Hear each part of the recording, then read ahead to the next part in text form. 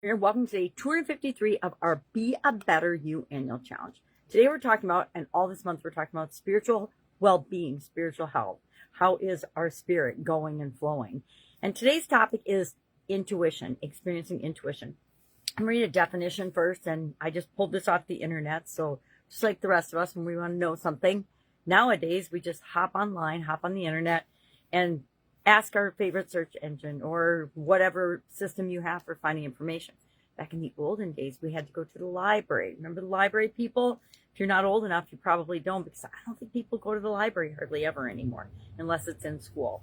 Well, spiritual intuition is a deep inner knowing, insight, or guidance that connects you to a higher wisdom, to your spiritual essence or source beyond the physical world. It's how we feel connected to something bigger and outside of ourselves.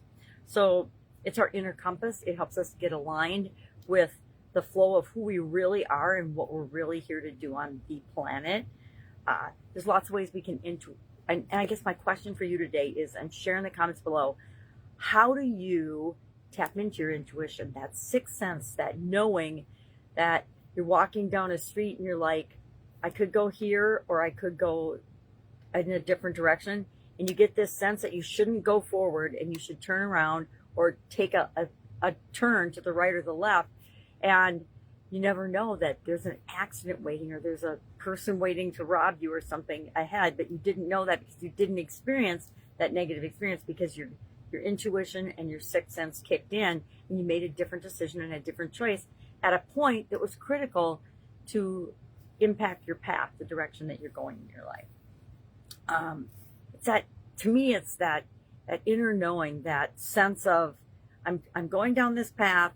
This right here is my decision point. And if I go forward with it, my life will go in one direction.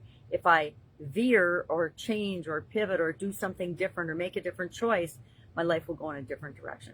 And we all have that, but we forget to tap into it. I was silent and blind and shut my intuition and my gut instinct down for about 2 decades. And I'm like, in certain areas and aspects of my life. And now I'm looking back and I'm like, okay, well, here were all the signs that this wasn't right for me. And I didn't do anything about it. Yet they were right in my face. And there were lots and lots of signs. And I still continued down a road that wasn't right for me.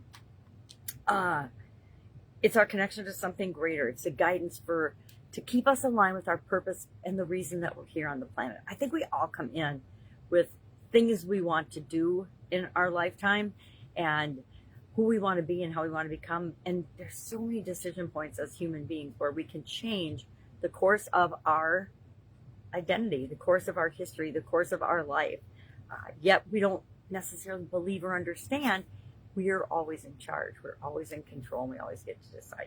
There's different ways, and my question for you today is, how do you notice or experience your intuition, your sixth sense? For me, a lot of times it's a feeling in my back and my shoulders, or a tingling in my neck, or literally in my gut, in my stomach. I'll feel my stomach will drop, or it'll get fluttery or excited. There's different things depending on the type of situation that I find myself involved in. But there's ways that we can improve our intuition, improve our connection to that sixth sense, that higher power. We can practice mindfulness, being present.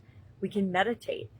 I find that I have the best instinct when I have some quiet and peace around me. I've had a lot of years where it wasn't very peaceful and wasn't very quiet, and I had to learn to seek out those quiet times where I could really flow and pay attention to my intuition and my gut instinct.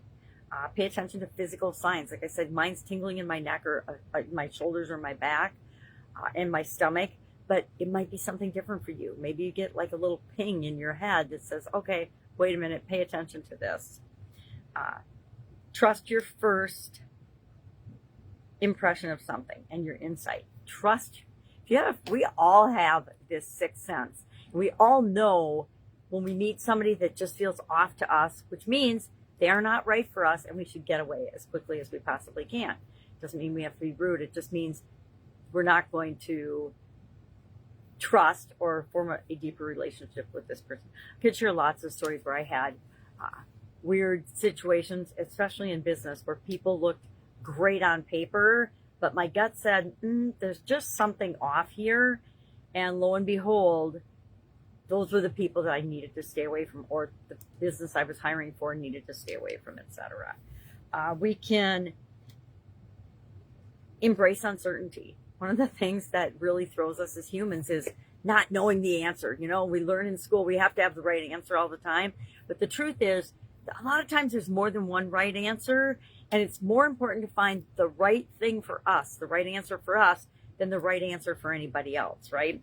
So we want to embrace uncertainty and say, it's okay to not know the answer right now. I trust that as I move forward, the right answer will become apparent to me, and it always does. I found that it always does. Reflect on your experiences and pay attention to how things have happened in the past for you. Use breath work. Breath work helps to calm us down, helps us to be more centered and focused, and helps us to actually be more mindful and pay attention, and helps us to hear that inner voice, that sixth sense. So today, what are we doing? We are going to share in the comments below what we notice and how we tap into our sixth sense or our intuition. I call sixth sense and intuition same thing to me. How do we do that? How do we do that? How do you do it so we can learn from one another? And then share maybe one insight that you've had maybe in the past, that because a lot of times, you know, hindsight's 20/20, and as we're going through something, we don't really realize how much a part our intuition or our gut instinct played in the situation.